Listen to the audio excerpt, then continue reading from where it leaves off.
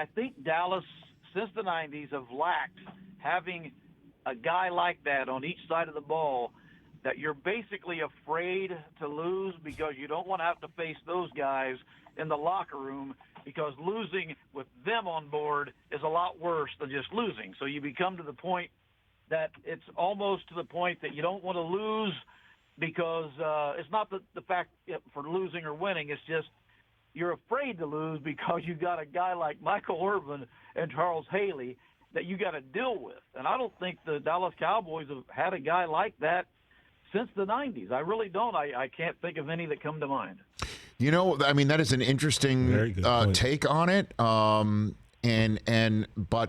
I don't know if you need to have those guys in the locker room in order to win. I think you do, but they've been talented enough to win.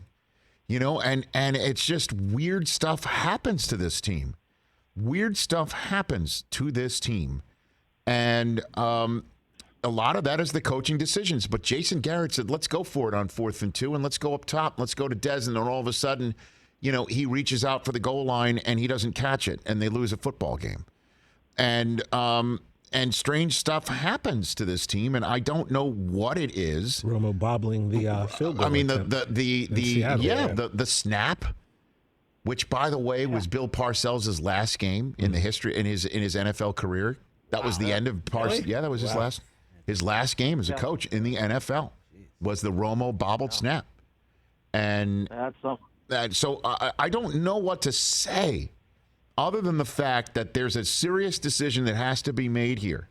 That do you value Dan Quinn's participation on your staff more than Mike McCarthy's? That literally is the choice right now, and I appreciate the call. That's literally the choice in Dallas right now as the time ticks down for Dan Quinn.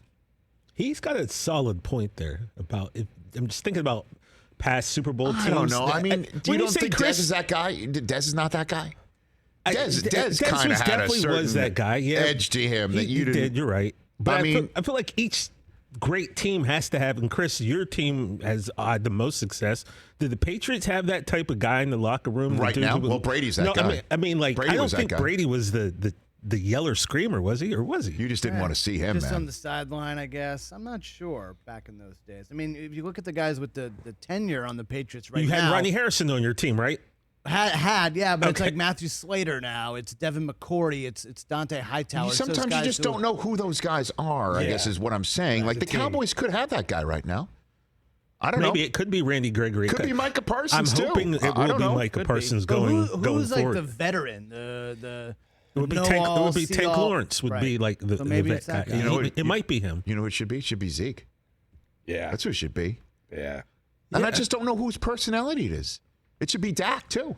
Like, you don't want to see this guy afterwards. I don't want to let him down. His point is, when you have like a Haley or an Irvin, right? Those type of guys who like you want to play for them, but they also they might put, I'm not saying fear, because these are all grown big men, so maybe not fear, but there are definitely, like he said, guys that you don't want to have to deal with if you lose. You didn't like seem to have a guy that was an example. You certainly didn't have somebody that wasn't keeping him loose in that locker room beforehand, as confirmed by the coach yesterday. But Rich, here's the deal about that, right? Like Mike McCarthy isn't like a speaker like you are, right? So when he says that, and then he immediately kind of changed his thought. So I'm willing to give him the benefit of the doubt. Like, here's what you can't give a benefit of the doubt to, and this is the stuff that happens to Dallas Cowboys: 14 penalties, half of them on pre-snap. Weird stuff like trying to extract another either 5-yard penalty or first down after you complete a fake punt by threatening another fake punt or a pass from your punter to try and confuse the defense. Why can't you just use the momentum of the fake punt and try and score? You gotta extract another 5-yard penalty or another time out of it? Trying to outsmart people when you're clearly not situationally well enough to execute it properly? You know, I mean, it's still here on Peacock and SiriusXM. I mean, that's the issue here. That's the issue, and that falls directly on the head coach. And he could sit there and say 1,000,000%, I didn't expect it.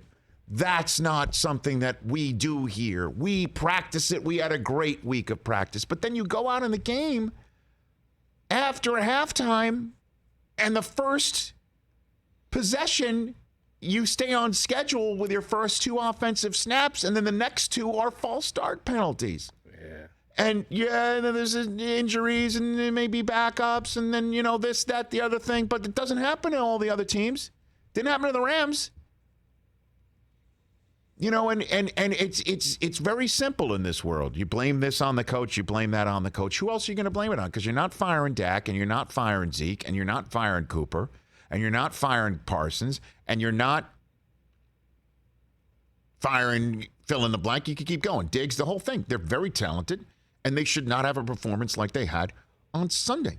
And you certainly need to get a shot at the end zone with the opportunities you got dropped out of the heavens by the football gods, as the Cowboys did have bestowed on them, despite all of those mistakes, had a chance to win the game, although Zerline would have missed the extra point. But, so they had a chance to win it.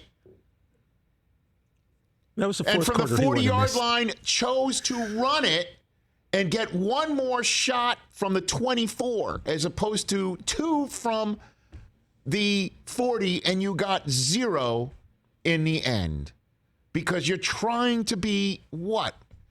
Smart, cute, just like you do by keeping your special teams unit just converted a shocking and momentous fake punt. Keep them out there. For what? To get another timeout? Yeah, we didn't just swing momentum. We didn't just keep the ball. We want another timeout from you. We were trying to sneak another timeout because what we've just done is not good enough.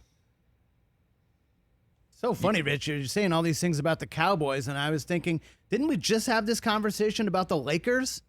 And who is going to be the scapegoat for the Lakers? The coach. The head coach. Hey, you watched all the way to the end. Thanks for that. Watch more right here.